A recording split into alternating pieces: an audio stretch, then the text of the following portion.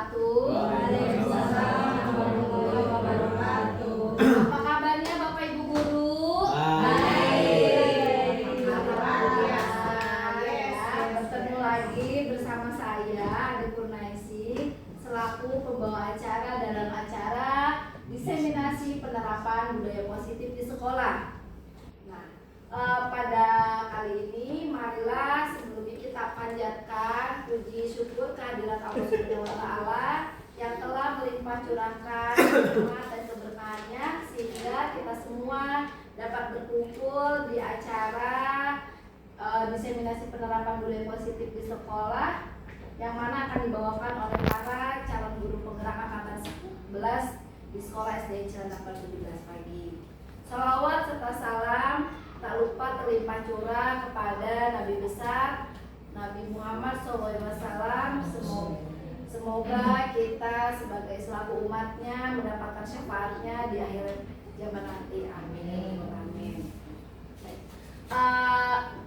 Sebelumnya saya akan membacakan susunan acara terlebih dahulu, yaitu yang pertama pembukaan, doa, sambutan, ice breaking, diseminasi budaya positif, diskusi, kesimpulan, dan penutup. Marilah acara kita buka dengan membaca basmalah bersama-sama. Bismillahirrahmanirrahim.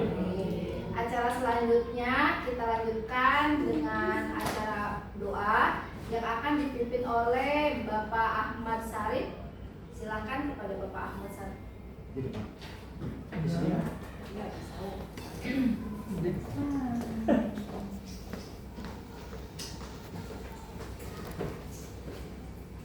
Assalamualaikum warahmatullahi wabarakatuh. Waalaikumsalam warahmatullahi wabarakatuh. Sebelum acara kita dimulai, kita berdoa dulu mudah-mudahan acara ini berjalan dengan lancar dan bisa bermanfaat untuk kita semua. Al-Fatihah.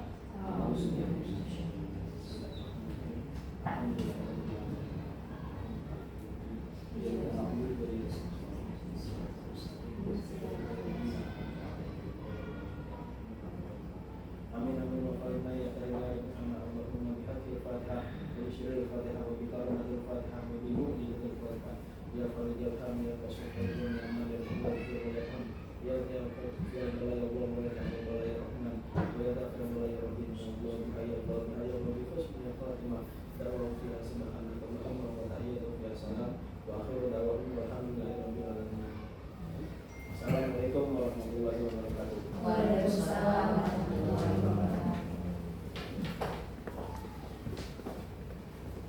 Terima kasih kepada Bapak Ahmad Syarif yang telah memimpin doa. Nah, mari kita sama-sama dengarkan sambutan dari Ibu Kepala Sekolah SD Cilandak 17 pagi, yaitu Ibu Asna dari Mayetri MPD. Kepada Ibu Asna dari Mayetri, dipersilakan.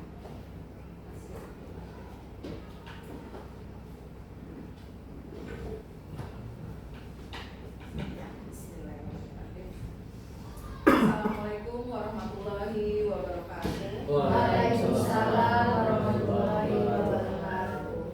Selamat siang Bapak Ibu Guru SD Cilandak Barat 17 pagi yang kian hari tambah keren, tambah hebat aja. Sehat semua ya? Alhamdulillah. Alhamdulillahirabbil alamin. Wassalatu wassalamu ala asyrofil anbiya'i wal mursalin sayyidina Muhammadin wa ala alihi washabihi ajmain. Yang saya hormati Bapak Ibu Guru Sekolah Dasar Cilandak Barat 17 pagi yang pada saat ini bisa dibilang sebagai CGP ya, baik angkatan 10 maupun angkatan 11. Saya sangat bangga atas pembelajaran yang sedang Bapak Ibu laksanakan.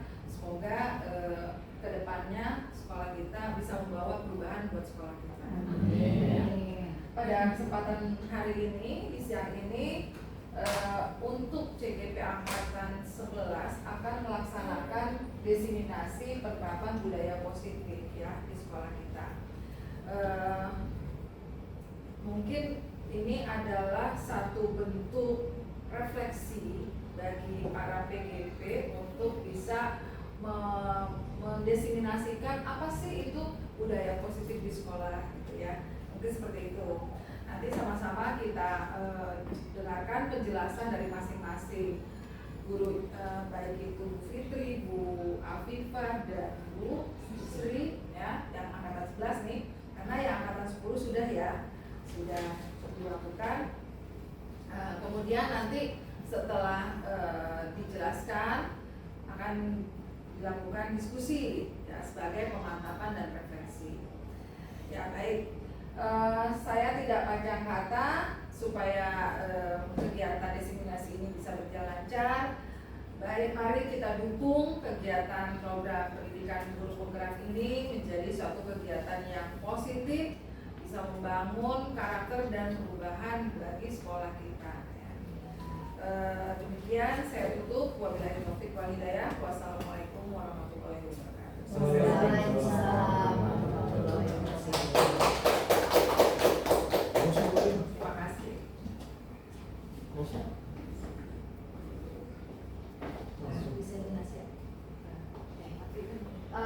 Terima kasih kepada Ibu Kepala Sekolah yang telah memberikan sambutan sekaligus membukanya acara diseminasi ini. Nah, mari kita serahkan acara ini secara penuh kepada para calon guru penggerak angkatan 11, yaitu Bu Fitriana, Bu Siti Afifah, dan Bu Sri Murah untuk membantu acara diseminasi penerapan budaya positif di sekolah kita. Kepada para calon guru penggerak angkatan 11 dipersilakan. Tepuk tangan dong. Dipersilakan.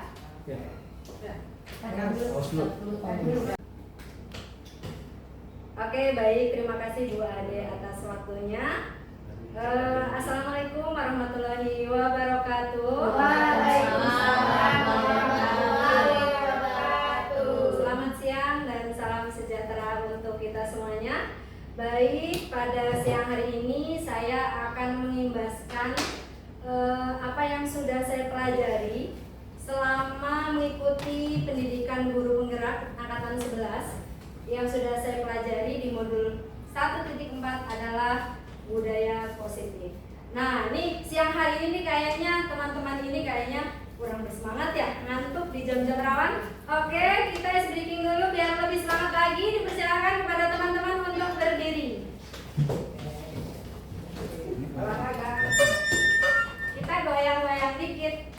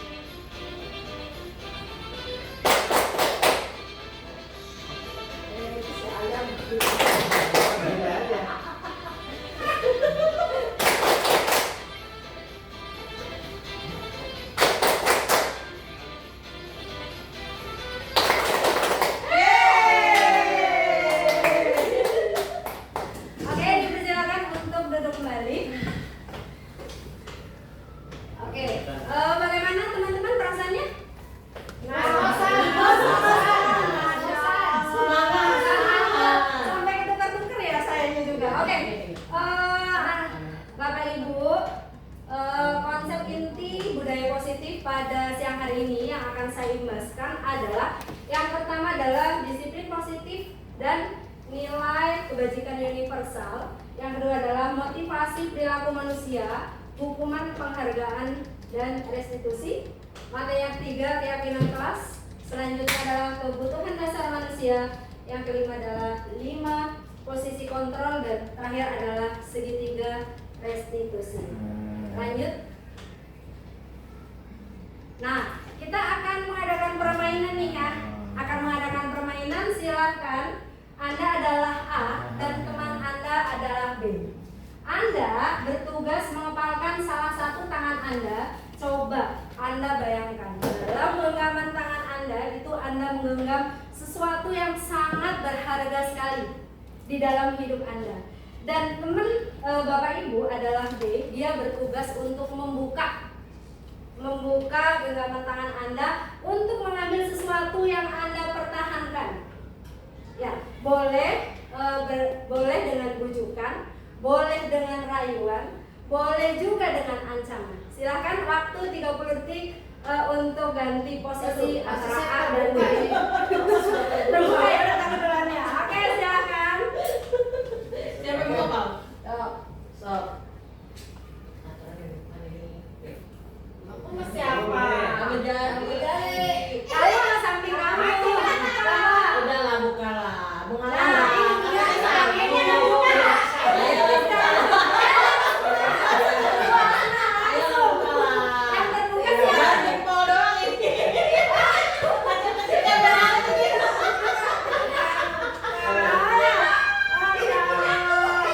Oke, waktunya sudah habis. Coba sekarang ganti posisi. Anda sebagai B dan B sebagai A. Silakan ya. Susah banget ya Bu. Mau nambahin? Ini di dalam Bu Asna itu ada sumber kehidupannya Bu Asna. Andi apa? Apa? Mau sayur apa enggak? Kalau senang aja. Ini masih sedikit. Ya biarin. Enggak apa-apa. Ini sedang dirayakan. Sedang dirayakan saya tuh. Udah gede banget badannya, nggak usah. Langsung dibuka ya. Ya. Berarti orangnya ekstrovert ya? Iya. Ini kan tadi Bu Asna yang mengenggak. Susah. Ya.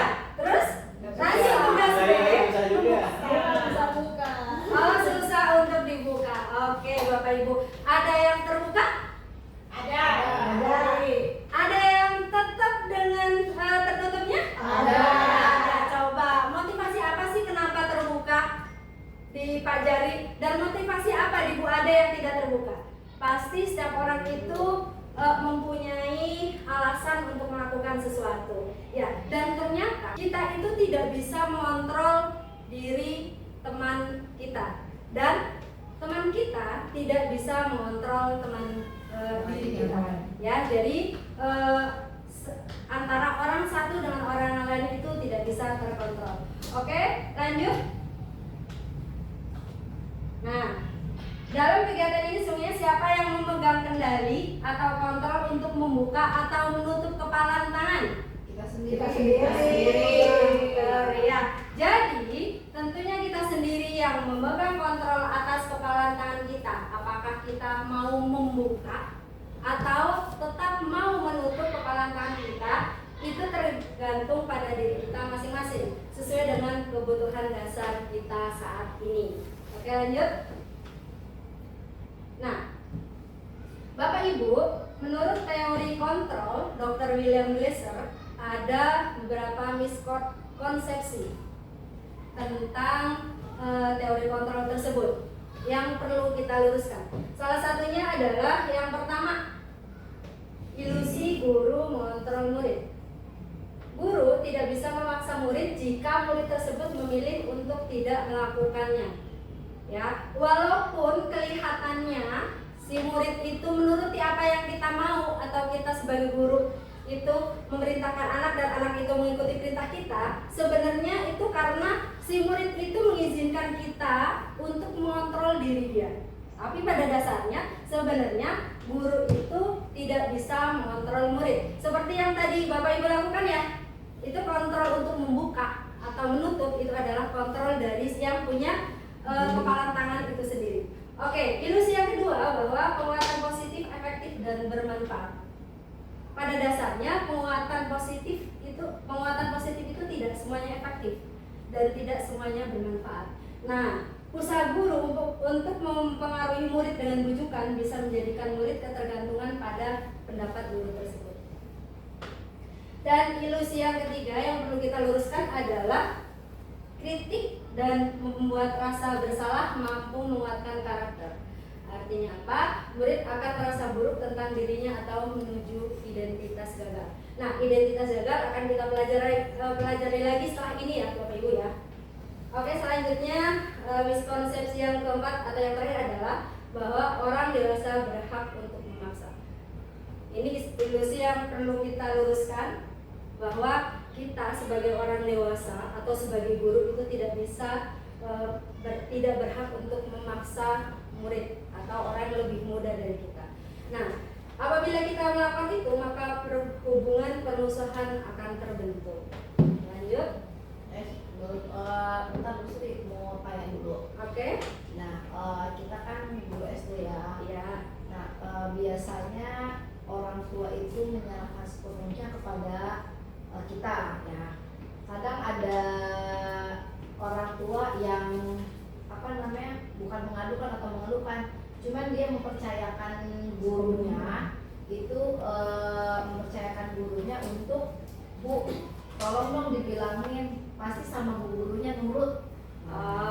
Oke. Gitu. Nah, berarti apakah di peranan tersebut itu memang apakah si guru sedang mengontrol murid, apa si murid yang memberikan izin kepada gurunya tersebut yang tadi kata Bu Sri miskonsepsi. Oke, baik. Terima kasih Bu Ade, pertanyaannya sangat bagus. Tepuk tangan dong buat Bu Ade. Oke. Jadi tadi apa yang ditanyakan oleh Bu Ade, padahal belum sesi diskusi ya, tapi cakep gitu kan. Apa yang ditanyakan oleh Bu Ade, ketika orang tua itu memberikan kita itu kepercayaan untuk bisa membimbing anak itu sesuai dengan kemauan kita, itu pada dasarnya sebenarnya karena si anak itu membuka diri untuk bisa kita kontrol. Jadi biasanya si anak itu punya persepsi sendiri tentang guru. Oh, guru itu seperti ini. Jadi efeknya anak itu membuka diri. Saya nurut aja, saya jadi ngikut sama guru saya. Itu seperti itu Bu Ade. Oke, sama-sama. Lanjut, ada yang mau bertanya lagi? Oke. Kalau tidak ada lanjut. Oke. Menurut Stephen R. Covey di bukunya Principle Centered Leadership tahun 1991 mengatakan bahwa bila kita ingin membuat kemajuan perlahan, sedikit demi sedikit, ubahlah perilaku atau sikap Anda. Namun, bila kita ingin memperbaiki cara-cara utama kita, maka kita perlu mengubah kerangka acuan kita. Ubahlah bagaimana Anda melihat dunia, bagaimana Anda berpikir tentang manusia, dan ubahlah paradigma Anda. Misalnya, kita melihat realitas kebutuhan manusia itu setiap orang itu berbeda. Setiap orang memiliki gambaran yang berbeda. Kita berusaha memahami pandangan orang lain tentang dunia. Semua perilaku memiliki tujuan. Hanya Anda yang bisa mengontrol diri Anda. Anda tidak bisa mengontrol orang lain.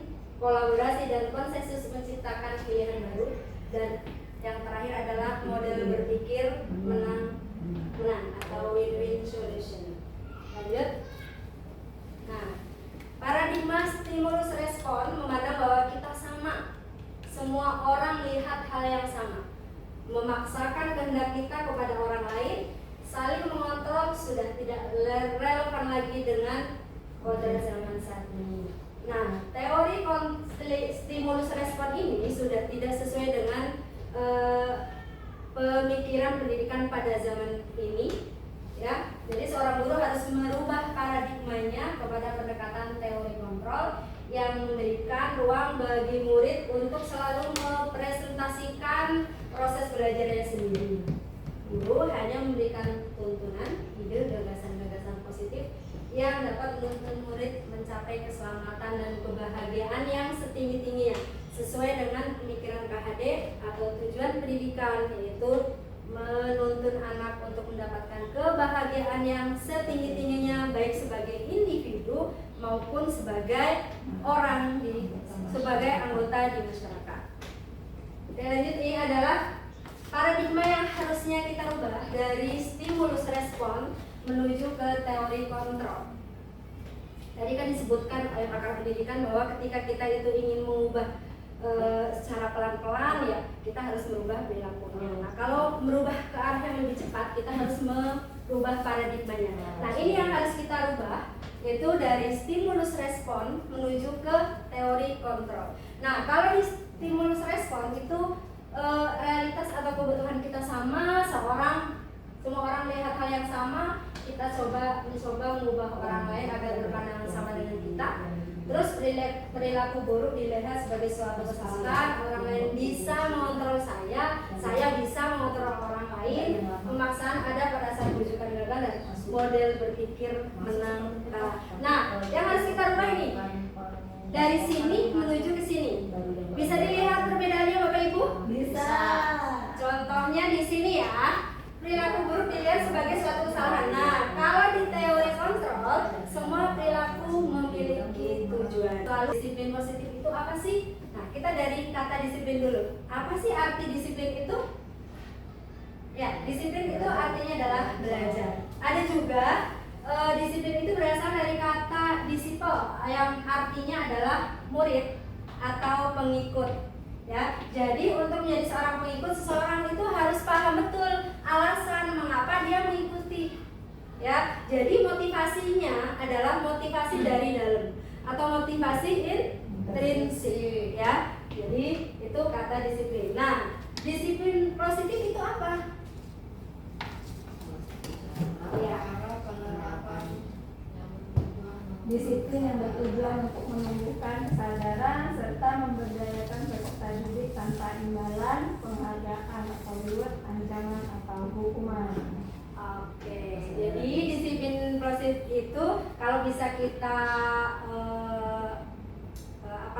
bisa kita simpulkan adalah cara penerapannya itu bertujuan untuk menumbuhkan kesadaran intrinsik dari siswa tersebut. Jadi si siswa itu melakukan sesuatu itu berdasarkan dari hati sendiri, ya, bukan karena ada faktor yang mempengaruhi dia, faktor dari luar atau ekstrinsiknya, ya. Jadi bukan karena hukuman, bukan karena ancaman, bukan juga karena reward atau penghargaan atau mungkin hanya sekedar pujian. Jadi apa yang mereka lakukan itu berdasarkan dari kesadaran dari diri sendiri. Nah, kita sebagai pendidik itu mempunyai tujuan menciptakan peserta didik yang memiliki disiplin diri, sehingga mereka berperilaku mengacu kepada nilai-nilai kebajikan universal dan memiliki motivasi intrinsik dalam perubahan perilaku ke arah yang lebih baik. Lanjut. Nah, Bapak Ibu, setelah kita mempelajari disiplin positif, apa itu teori kontrol, apa itu stimulus respon, dan kita berusaha untuk mengubah paradigmanya dari teori stimulus respon ke teori kontrol. Nah, kita ingin menciptakan manusia yang bisa berbuat sesuai dengan apa hati nuraninya, tapi berlandaskan nilai-nilai kebajikan. Nah, nilai-nilai kebajikan itu apa? Nilai yang sesuai dengan peraturan Pancasila, bangsa, agama, bahasa maupun latar belakangnya. Ya, itu adalah nilai kebajikan universal. Nah, kita kesini dulu. Nilai kebajikan adalah sifat positif manusia yang merupakan tujuan mulia yang ingin dicapai oleh setiap individu. Nah, nilai kebajikan itu bersifat universal. Artinya apa? Universal itu nilai yang disepakati bersama, lepas dari suku bangsa, agama, bahasa maupun latar belakangnya. Nah, nilai kebajikan itu setiap institusi itu memiliki nilai kebajikan yang berbeda-beda. Contohnya kalau di kurikulum Merdeka, kita nilai kebajikannya adalah mengambil profil pelajar Pancasila. Tentunya Bapak Ibu sudah paham betul ya? Ya. Profil pelajar Pancasila itu apa? Yang pertama, beriman dan bertakwa kepada Tuhan Yang Maha Esa serta berakhlak Mulia. Yang kedua adalah berkebinekaan tunggal. Yang ketiga, Gotong gotong royong. Yang keempat, mandiri, kreatif, dan anarkis. Masih ingat nggak lagunya? Masih. Ayo kita nyanyi dulu ya.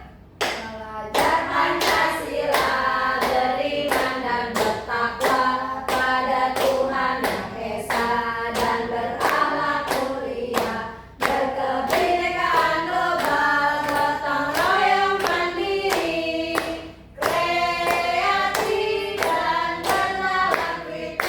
Ya Bapak Ibu, ini adalah nilai kebajikan universal yang ingin diciptakan oleh dunia pendidikan di Indonesia, yaitu ingin menciptakan pelajar yang mempunyai profil pelajar Pancasila yang mempunyai 6 nilai kebajikan.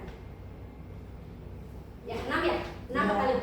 Nah, ya, 6 mempunyai 6 nilai kebajikan. Nah, nilai kebajikan yang kedua itu ada dari institusi Aibo Primary Years Program atau IEP, ya. Ada nilai kebajikan universal yang mereka tetapkan adalah toleransi, rasa hormat, integritas, mandiri, menghargai, antusias, empati, keingintahuan, kreativitas, kerjasama, percaya diri, dan komitmen. Ya, kalau kita lihat ini kan sama ya, hampir sama gitu kan, tapi lebih luas yang ini, ya. Oke, selanjutnya ada keterampilan hidup atau life skill. Itu dapat dipercaya, lurus hati, pendengar yang baik, tidak merendahkan orang lain, dan memberikan yang terbaik buat diri sendiri. Oke, lanjut, ini adalah tiga yang kita tampilkan. Sebenarnya masih banyak nilai-nilai kebajikan lagi ya yang banyak, tapi kita tampilkan yang ini yang berkenaan dengan dunia pendidikan kita. Oke, Bapak Ibu, selanjutnya adalah teori motivasi perilaku manusia. Ya, jadi ketika seorang pendidik atau seorang siswa sudah bisa menerapkan disiplin positif, dia akan melakukan segala sesuatunya dari dalam diri dia, tanpa adanya tekanan dari luar, tanpa adanya motivasi dari luar atau eksternal, tidak adanya hukuman, tidak adanya ancaman, tidak adanya pujian, tapi murni dari dalam diri dia. Itu yang kita harapkan dari peserta didik kita. Nah, ternyata perilaku manusia itu didasari dengan ini Bapak Ibu. Ada 3 motivasi perilaku manusia. Yang pertama itu untuk menghindari ketidaknyamanan. Ini biasanya tidak nyaman atau hukuman. Contohnya misalkan nih ya, ketika seorang murid kita itu mengerjakan PR, sudah malam baru dia mengerjakan PR, terus kata ibunya bilang begini, udahlah nak, nggak usah dikerjakan gitu, nggak usah dikerjakan, sekarang kan udah jam 11 malam gitu. Terus si anak itu tetap mengerjakan, terus dengan bilang begini sama ibunya, nggak Bu, nanti saya dihukum sama bu guru saya. Berarti si anak itu melakukan perilaku mengerjakan PR itu berdasarkan apa? Iya, untuk menghindari ketidaknyamanan atau menghindari hukuman dari guru. Ini termasuk motivasi eksternal. Nah, terus motivasi perilaku manusia yang kedua itu untuk mendapatkan imbalan atau penghargaan dari orang lain. Jadi seorang anak itu atau diri kita lah, ketika melakukan sesuatu itu mengharapkan penghargaan. Penghargaan kan bentuknya macam-macam. Bisa pujian, terus bisa apa lagi? Hadiah, terus apa lagi? Piala. Banyak sekali yang diharapkan dari si anak tersebut. Misalkan nih, si anak tersebut itu selalu buang sampah pada tempatnya. Terus dalam hati dia, gini, saya mengerjakan ini, nanti kalau dilihat bu guru kan biasanya saya dipuji ini di dalam kelas. Ini contohnya si A nih, selalu buang sampah pada tempatnya gitu. Nah, ternyata si anak itu melakukan itu karena apa? Ingin bukan karena kesadaran dari diri sendiri. Ini termasuk motivasi eksternal. Nah, ini Bapak Ibu yang ketiga. Jadi seseorang itu melakukan sesuatu perilaku itu karena untuk menjadi orang yang mereka inginkan dan menghargai diri sendiri dengan nilai-nilai yang mereka percaya. Jadi contohnya di kasus yang tadi, misalkan si A itu mengerjakan PR, kata ibunya nggak usah, terus dia bilang nggak apa-apa lah Bu, ini kan bentuk rasa tanggung jawab saya, rasa untuk menghargai diri saya, agar apa? Agar saya menjadi orang yang bertanggung jawab. Itu yang disebut dengan motivasi internal. Nah, untuk kasus yang kedua, misalkan nih tadi si B. Nah, si B itu dia buang sampah pada tempatnya. Ya, itu terus motivasi dia itu bukan karena ingin dipuji, tapi motivasi dia itu dari dalam diri dia. Misalkan nilai kebajikan yang dia yakini, nilai kebajikan yang dia pahami adalah Menjaga kebersihan. Misalkan berarti saya ingin buang sampah pada tempatnya bukan untuk orang lain, bukan untuk dipuji, bukan untuk dapat penghargaan dan lain sebagainya. Saya mau buang sampah pada tempatnya itu karena saya percaya saya harus menjaga kebersihan. Buat siapa? Buat lingkungan, buat diri sendiri dan lingkungan sekitar. Nah, ini adalah yang di motivasi internal yang ketiga, ya. Jadi si A si B itu sudah bisa mengontrol diri dia sendiri menjadi orang yang mereka inginkan dan menghargai diri sendiri dengan nilai-nilai yang mereka percaya. Lanjut. Nah, coba Bapak Ibu, saya mempunyai kasus seperti ini. Jika murid melanggar peraturan, ya, jika murid melanggar peraturan, apa yang Bapak atau Ibu lakukan? Yang pertama, mencatat 100 kali dalam buku kalimat, saya tidak akan terlambat lagi karena terlambat sekolah. Lari mengelilingi lapangan basket 2 kali karena terlambat hadir di sekolah. Yang ketiga, murid diminta untuk push up 15 kali karena tidak menggunakan masker ke sekolah. Terus kasus yang selanjutnya, menggantikan kertas tugas teman yang telah dicoret, membersihkan tumpahan air di meja karena tersenggol pada saat belajar. Murid disuruh untuk mengenakan sepatu sehari di sekolah karena tidak mengenakan sepatu hitam. Dan yang terakhir, lari mengelilingi lapangan basket 2 kali karena terlambat 10 menit atau pelajaran PJOK. Nah, ini coba next. Dari apa yang sudah tadi dilakukan oleh Bapak Ibu gurunya, ini termasuk hukuman atau konsekuensi. Tadi kan motivasi anak salah satunya itu melakukan perilaku itu karena adanya hukuman atau ancaman, ya, atau konsekuensi. Dari sini ini konsekuensi atau hukuman. Yang pertama konsekuensi. Nomor 2 hukuman. Yang ketiga hukuman. Yang keempat konsekuensi. Yang kelima konsekuensi. Yang keenam konsekuensi. Yang ke 7 konsekuensi. Hukuman, ya. Lari mengelilingi lapangan basket 2 kali karena terlambat 10 menit untuk pelajaran PJOK. Ya, konsekuensi, ya. Coba kita lihat, sudah ada kunci jawabannya. Lanjut. Ternyata untuk mencatat 100 kali di dalam buku kalimat, saya tidak akan terlambat lagi, adalah termasuk konsekuensi. Selanjutnya yang kedua, hukuman. Oke, betul ya. Lanjut. Push up, hukuman. Terus yang keempat, konsekuensi. Yang kelima, membersihkan tumpahan, konsekuensi. Yang keenam, konsekuensi. Dan yang terakhir, lapangan hukuman. Apa sih beda kan dia paksaan ya. Jadi lanjut. tanpa adanya kesepakatan. Oke. Jadi Bapak Ibu kita bisa lihat perbedaan antara hukuman dan konsekuensi. Nah, kalau hukuman itu tidak terencana, jadi tiba-tiba, ya. Jadi misalkan kayak tadi tuh, tidak mengerjakan PR tuh langsung suruh mengerjakan di luar. Nah, terus murid tidak tahu apa yang akan terjadi jika tidak dilibatkan. Karena kalau maksudnya tidak dilibatkan itu hukumannya mau seperti apa? Dia tidak tahu. Apa konsekuensinya? Dia tidak tahu.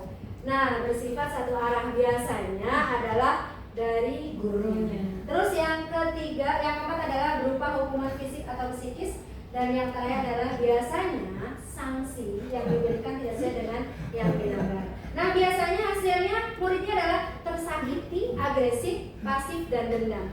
Nah, kalau konsekuensi itu adalah terencana atau disepakati sesuai dengan peraturan, dan yang kedua murid tetap dibuat tidak nyaman karena sebenarnya dia nggak mau itu, tapi karena sudah dibuat kesepakatan ya mau nggak mau ngikutin, tapi sebenarnya dia tidak nyaman. Dan yang ketiga adalah sikap guru selalu memonitor murid, ya. Hasilnya murid merasa tidak nyaman walaupun itu sebuah kesepakatan. Lanjut. Nah, selain hukuman ada juga penghargaan. Nah, ini motivasi yang kedua ya di anak-anak itu masih motivasi eksternal, yaitu adalah apa itu penghargaan? Penghargaan adalah suatu bentuk imbalan atau reward yang diberikan kepada seseorang atau kelompok karena berperilaku baik. Ya, pada kenyataannya penghargaan dapat membuat murid terjadi kesenjangan atau kecemburuan dengan temannya.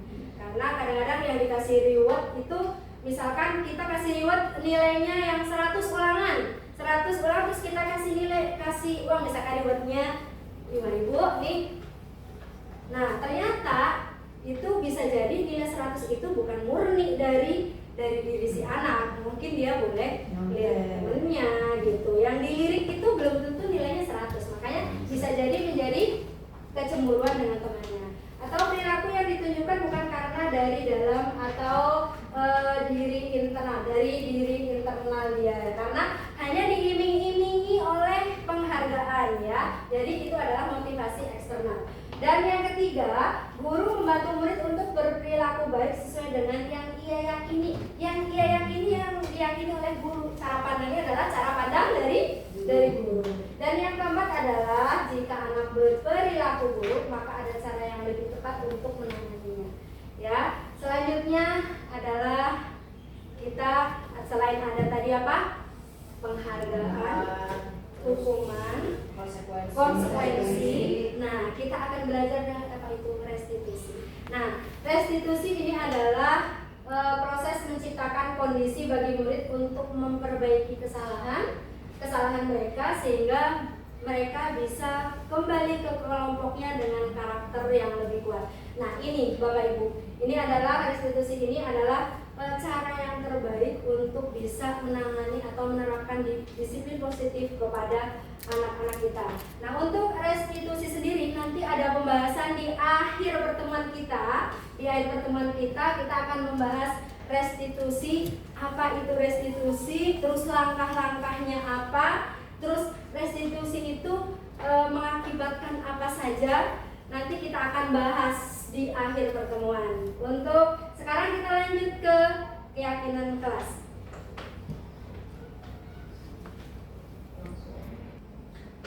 Oke, baik Bapak Ibu, kita lanjutkan dengan pembahasan yang berikutnya, yaitu keyakinan kelas. Ya, jadi keyakinan kelas adalah sesuatu yang dapat diterapkan di lingkungan kelas dan dibuat secara bersama-sama. Keyakinan kelas menjadi tanggung jawab murid dan murid harus menaatinya tanpa adanya paksaan karena dibuat bersama-sama antara guru dan murid di sekolah. Next.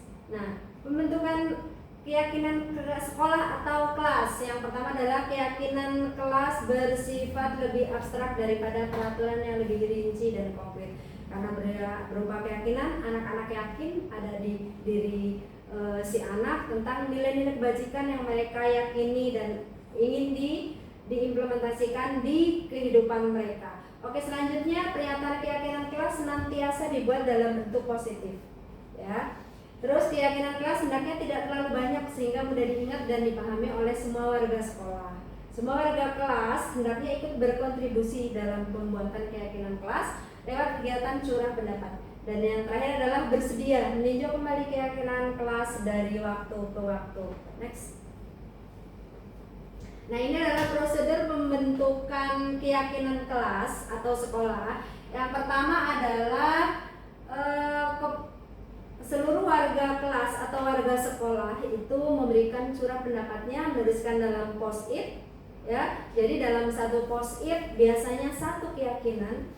Dan misalkan si anak itu ingin memberikan tiga yang mereka impikan di sekolah atau di rumah, di sekolah atau di kelas, mereka akan dalam 3 post-it. Nanti setelah mereka menuliskan, mereka tempelkan di papan tulis. Setelah di papan tulis, nanti Pak Guru atau Bu Gurunya bisa mengklasifikasikan, ya, mengklasifikasikan dari nilai-nilai kebajikan yang mereka inginkan. Selanjutnya susun keyakinan kelas sesuai dengan prosedur pembentukan kelas atau sekolah.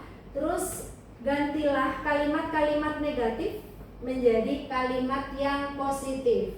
Contohnya kalimat negatif, jangan berlari di kelas atau koridor. Kalimat positifnya adalah berjalanlah di kelas atau koridor. Jadi yang negatif kita rubah menjadi kalimat positif. Kemudian tinjau kembali daftar curah pendapat yang sudah dicatat, ya. Selanjutnya tinjau ulang keyakinan kelas atau sekolah secara bersama-sama. Setelah dirubah menjadi kalimat positif, setelah itu dikelompokkan kembali. Setelah dikelompokkan nanti kita setelah dikelompokkan nanti kita resume lagi menjadi beberapa keyakinan. Ya, setelah keyakinan kelas selesai dibuat, semua warga sekolah atau warga kelas dipersilakan meninjau ulang dan menyetujuinya dengan menandatangani keyakinan sekolah atau kelas tersebut termasuk guru dan murid. Dan yang terakhir, jangan lupa kita print dan kita tempel di dinding kelas atau di tempat buka ketika itu sebuah keyakinan sekolah. Selanjutnya, ini adalah proses pembuatan keyakinan kelas yang saya lakukan. Pertama, saya menjelaskan maksud dan tujuan pembuatan keyakinan kelas kepada warga kelas. Setelah itu, murid akan menuliskan keyakinan kelasnya pada post-it. Nah, setelah dituliskan pada post-it, mereka menempelkan pada papan tulis. Selanjutnya, nah, ini adalah keyakinan kelas 6, yaitu saling menghargai dan menghormati, bertanggung jawab terhadap tugas, beribadah tepat waktu, bekerja sama, menjaga kebersihan kelas, saling membantu dan peduli terhadap sesama, dan menjaga fasilitas kelas. Ini saya buat di bulan Agustus tahun 2024. Oke, untuk materi selanjutnya adalah kebutuhan dasar manusia. Ya, kebutuhan dasar manusia adalah segala sesuatu yang kita lakukan untuk mendapatkan apa yang kita inginkan. Seluruh tindakan yang kita lakukan memiliki tujuan tertentu. Ya, dan semua usaha terbaik yang kita lakukan adalah dalam rangka agar kebutuhan kita terpenuhi dengan baik. Next. Ada 5 kebutuhan dasar manusia. Yang pertama adalah kebutuhan untuk bertahan hidup. Nah, kebutuhan untuk bertahan hidup berkenaan dengan apa yang kita makan dan apa yang kita pakai. Ya, seperti ada makanan, terus pakaian, tempat tinggal, dan juga keamanan serta kesehatan. Ya, terus yang kedua adalah kebutuhan akan kasih sayang. Ya, rasa diterima, dipedulikan, berbagi, kerjasama, menjadi bagian dalam kelompok.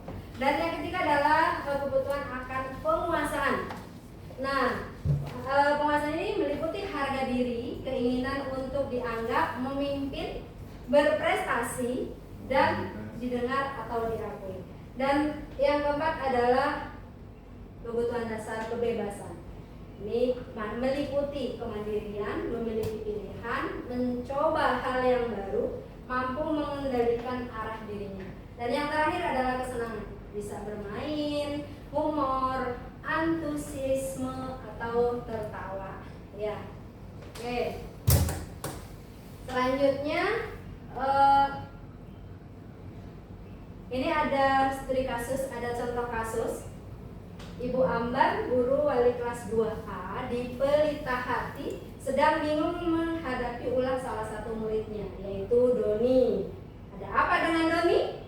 Ya, beberapa anak di kelas 2A telah datang padanya dan mengeluhkan Doni yang sering kali meminta bekal makan siang. Mereka mau, jadi dia itu meminta bekal makan siang teman-temannya dengan paksa. Jika Anda menghadapi situasi seperti Ibu Ambar, apa yang akan Anda lakukan? Menurut Anda, kira-kira apa sih alasan Doni melakukan hal itu? Lapar ya? Dari mana terlihat laparnya nih? Dengan paksaan, bisa jadi emang dia lagi nggak dibekalin tuh hari itu. Betul. Meminta paksa ya? Iya, sama ibunya. Selain lapar, kira-kira apa? Iseng. Karena ingin Usil dan iseng ya? Usil dan iseng. Terus apa lagi kira-kira? Karena ingin diperhatiin, Bu. Cari perhatian dia capek. Cari perhatian ya? Iya. Oke, coba kita lihat. Jadi kira-kira kebutuhan dasar apa yang tidak terpenuhi dari si Doni?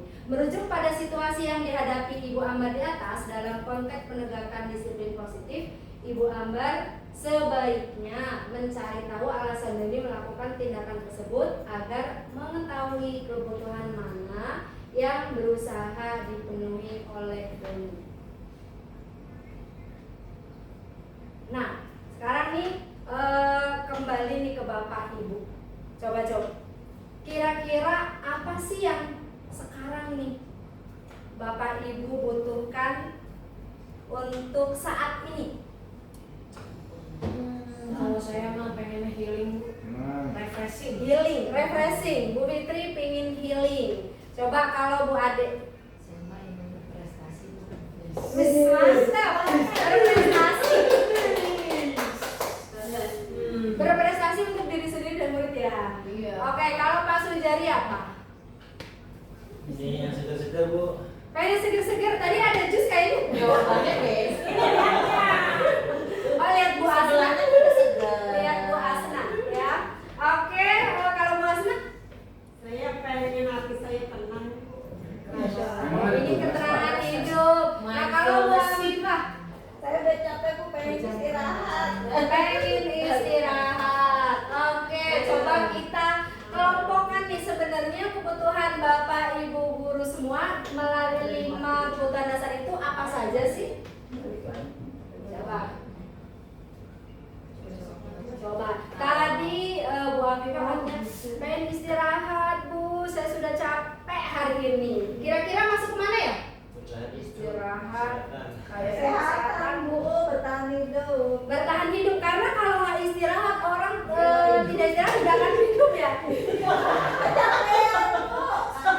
Sakit, Bu. Sakit nggak akan hidup.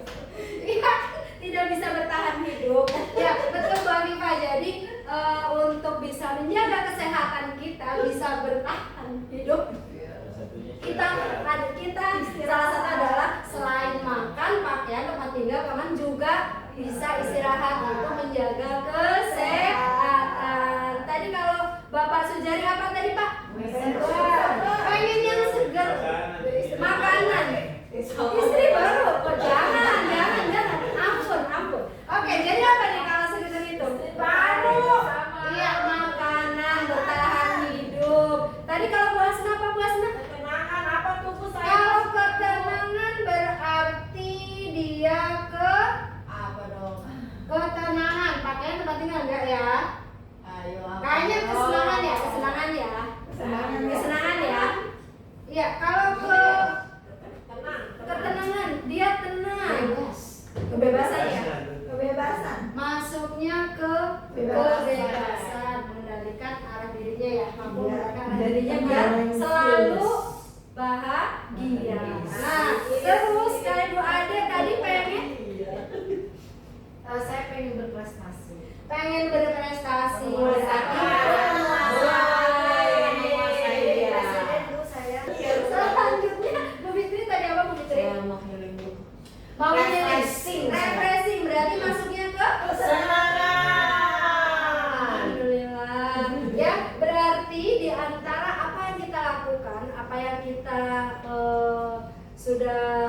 lakukan atau mungkin yang akan kita lakukan berarti mempunyai tujuan tertentu, yaitu untuk memenuhi dari 5 kebutuhan dasar ini. Ada rasa bosan, terus ada rasa merasa terabaikan, ya. Terus mungkin ada rasa lapar. Itu adalah bagaimana cara kita untuk bisa memenuhi 5 kebutuhan dasar manusia. Oke, untuk 5 kebutuhan dasar coba dilihat masih ada lagi. Next. Oke, tidak ada.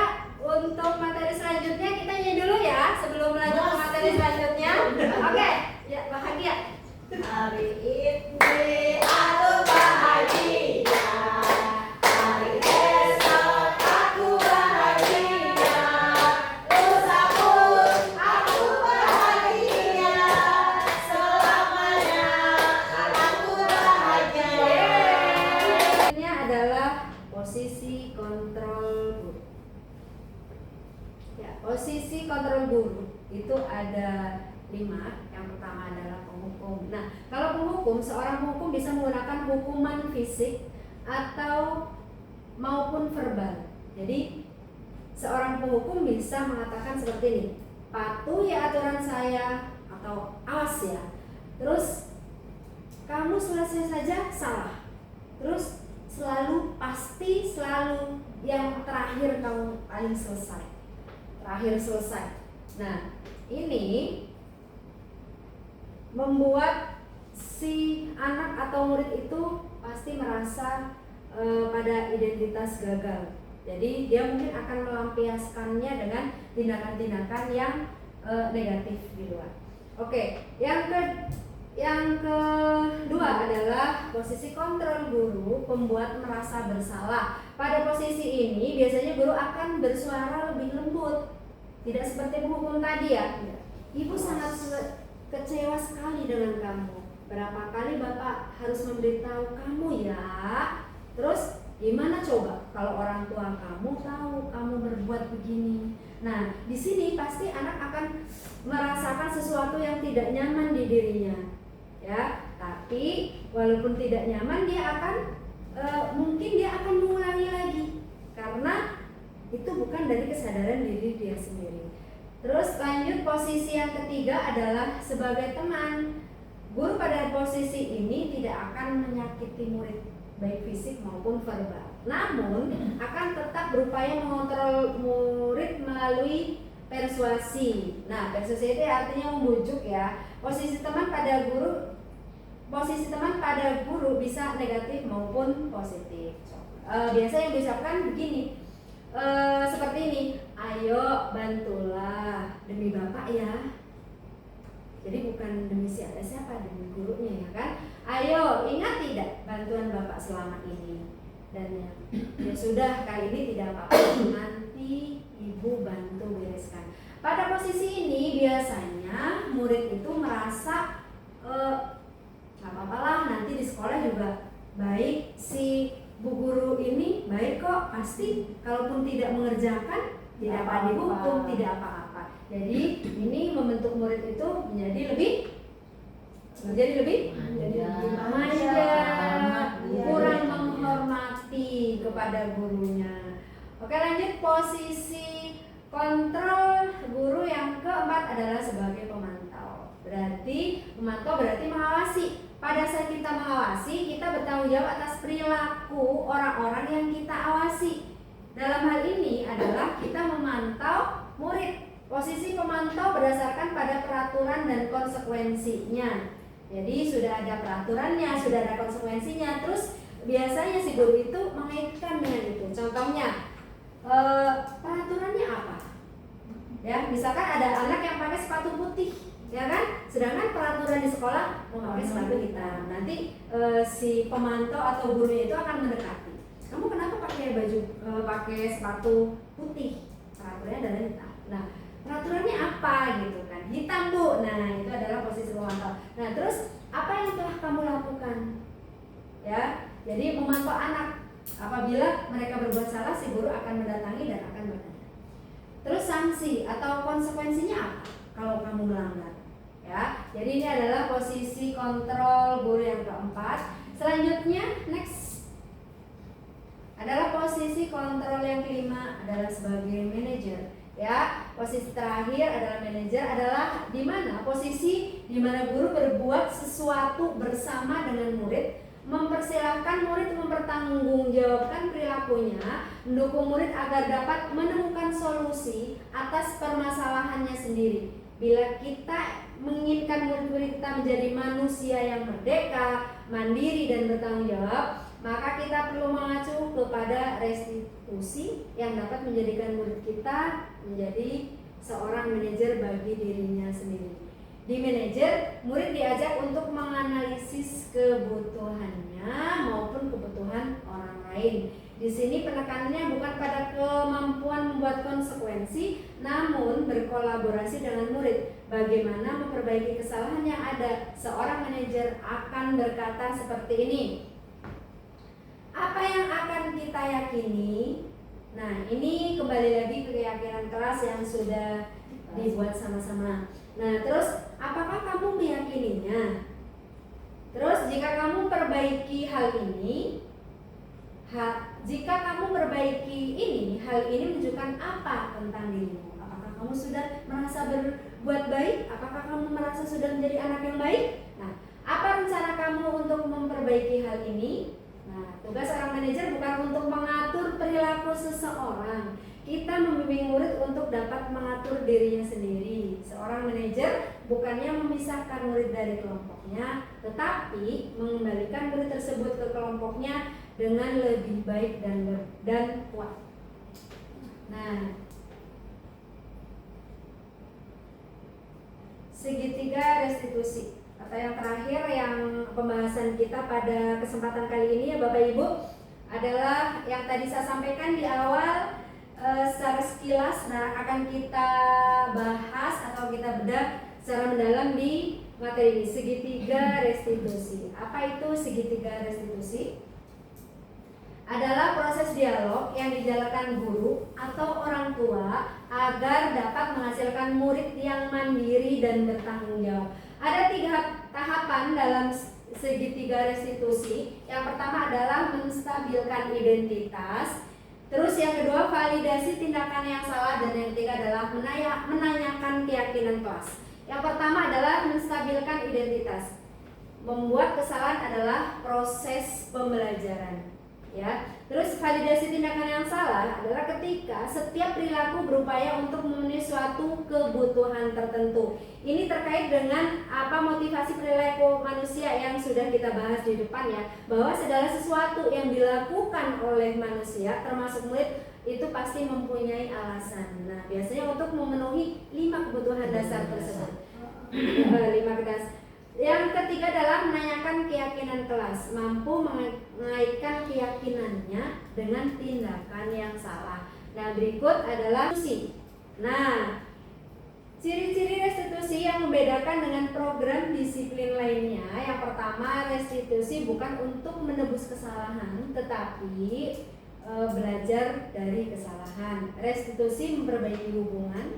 Restitusi adalah tawaran, bukan paksaan. Restitusi itu menuntun untuk melihat ke dalam diri sendiri. Dan restitusi mencari kebutuhan dasar yang mendasari tindakan. Restitusi fokus pada karakter, bukan tindakan. Dan restitusi menguatkan.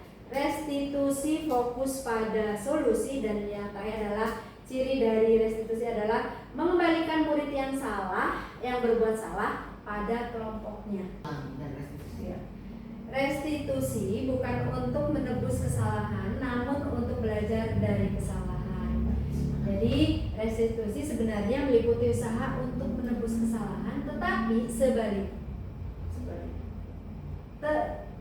sebaliknya merupakan inisiatif dari murid yang melakukan kesalahan. Proses pemulihan akan terjadi bila ada keinginan dari murid yang berbuat salah untuk melakukan sesuatu yang menunjukkan rasa penyesalannya. Fokusnya tidak hanya pada mengurangi kerugian pada korban, tapi juga bagaimana menjadi orang yang lebih baik dan melakukan hal baik pada orang lain dengan kebaikan yang ada pada diri kita. Selanjutnya, restitusi memperbaiki hubungan dan memperkuatnya. Jadi restitusi membantu murid-murid dalam hal mereka ingin menjadi orang seperti apa. dan bagaimana mereka ingin diperlakukan. Proses ini menciptakan kondisi yang aman bagi murid untuk menjadi jujur pada diri mereka sendiri dan mengevaluasi dampak dari tindakan mereka pada orang lain. Restitusi adalah tawaran, bukan paksaan. Jadi dari guru itu menawarkan, bukan memaksa, ya. Jadi memaksa melakukan restitusi bertentangan dengan perkembangan moral, yaitu kebebasan untuk membuat pilihan. Oleh karena itu, penting bagi guru untuk menciptakan kondisi yang membuat murid bersedia menyelesaikan masalah dan berbuat baik lagi dengan berkata, tidak apa-apa kok berbuat salah, manusia adalah tempatnya salah, salah itu manusiawi, semua orang pasti berbuat salah. Pembicara ini bersifat tawaran, bukan paksaan, bukan mengatakan kamu harus lakukan ini, kalau tidak maka ya kan? Selanjutnya restitusi menuntun untuk melihat ke dalam diri sendiri. Biasanya guru bisa bertanya kepada mereka, kamu ingin menjadi orang seperti apa? Bagaimana kamu mau diperlakukan ketika kamu berbuat salah? Ketika murid sudah dibimbing untuk mengeksplorasi orang seperti apa yang mereka inginkan, guru mulai bertanya tentang kejadiannya. Seberapa sering hal itu terjadi? Apa yang ia lakukan? Ia berada di mana? Dan murid pasti tidak akan berbohong. Seperti yang sudah pernah saya lakukan. Nanti ada videonya di belakang. Restitusi mencari kebutuhan dasar yang mendasari tindakan. Jadi ketika seorang itu sesuai dengan motivasi perilaku seseorang, bahwa apa yang dia lakukan pasti ada alasannya, ya kan? Jadi murid mengenali kebutuhan dasarnya, guru bisa meminta mereka mengenali perasaan mereka, sedih, senang, kesepian, atau kebutuhan cinta dan kasih sayang tidak terpenuhi. Maka perasaan dipaksa atau terlalu banyak beban menunjukkan kurangnya kebutuhan akan kebebasan. Perasaan bosan menunjukkan kurang terpenuhinya kebutuhan akan kesenangan. Next.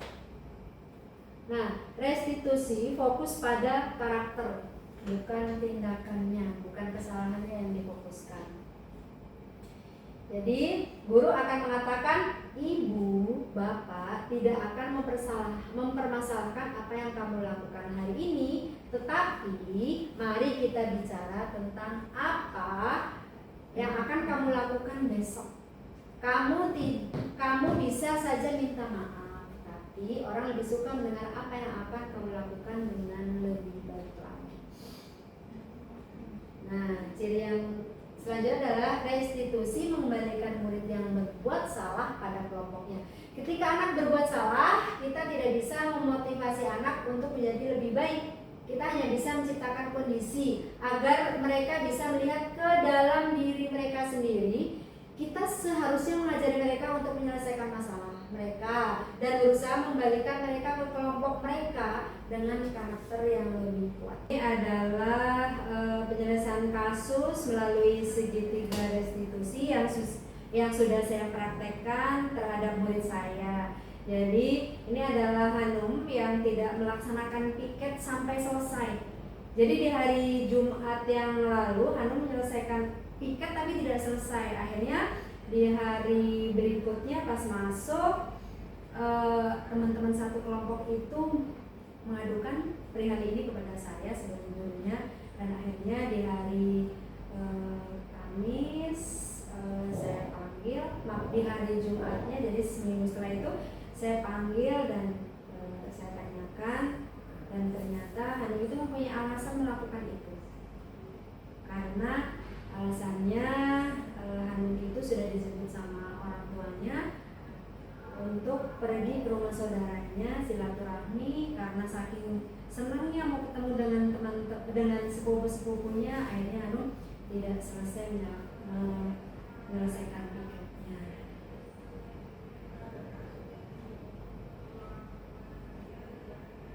Ini saya menanyakan alasan.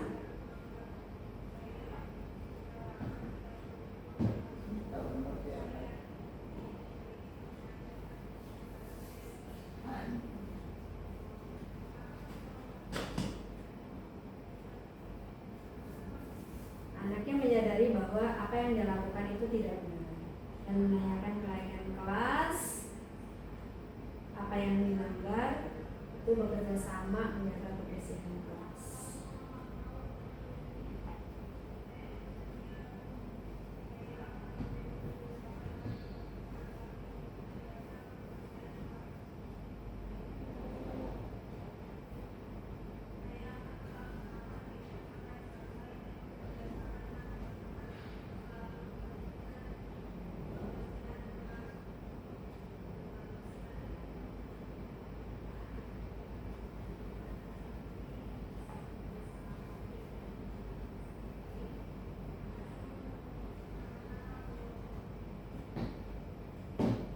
Oke, baik, dari kasus ini akhirnya murid saya Hanum itu bisa dengan sadar dengan sendirinya bahwa apa yang dia lakukan salah dan akan memperbaikinya tanpa kita paksa. Dia sadar dengan bahwa apa yang dia lakukan itu telah melanggar keyakinan kelas, yaitu menjaga kebersihan, bekerja sama menjaga kebersihan kelas.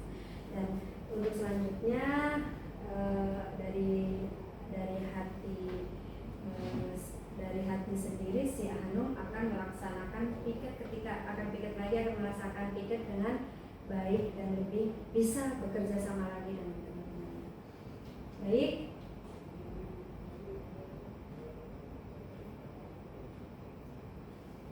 Nah, Bapak Ibu dan teman-teman semuanya, terima kasih atas kehadirannya pada siang hari ini.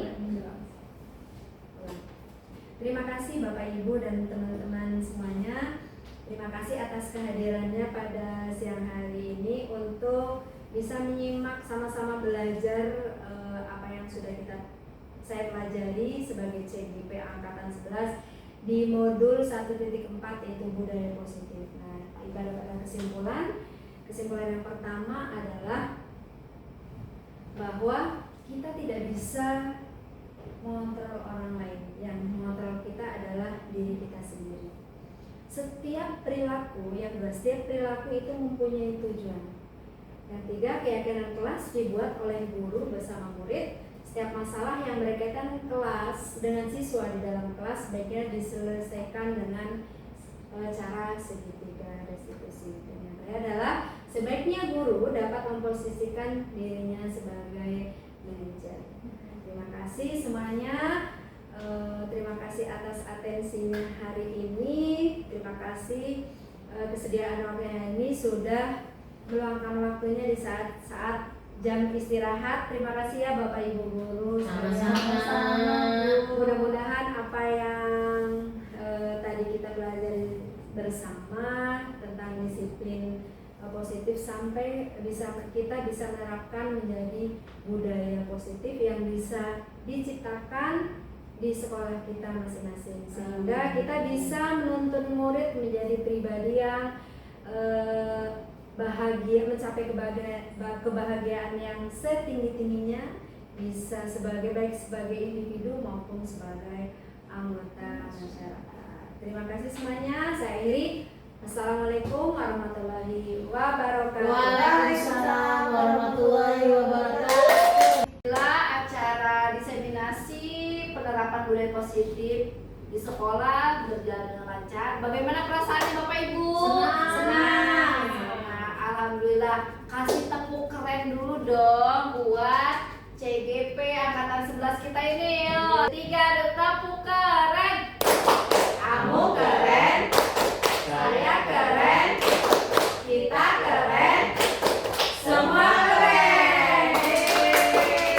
Acaranya seru sekali ya teman-teman. Banyak hal-hal yang positif yang bisa kita ambil, bahkan kita terapkan nanti di sekolah, di kelas. Nah, bagaimana cara menumbuhkan dan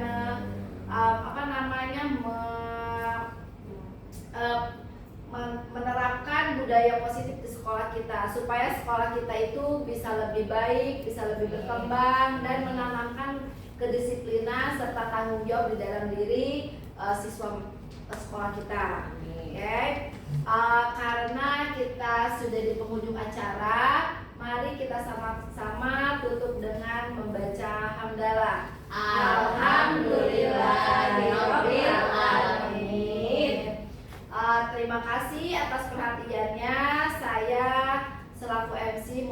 mohon pamit undur diri.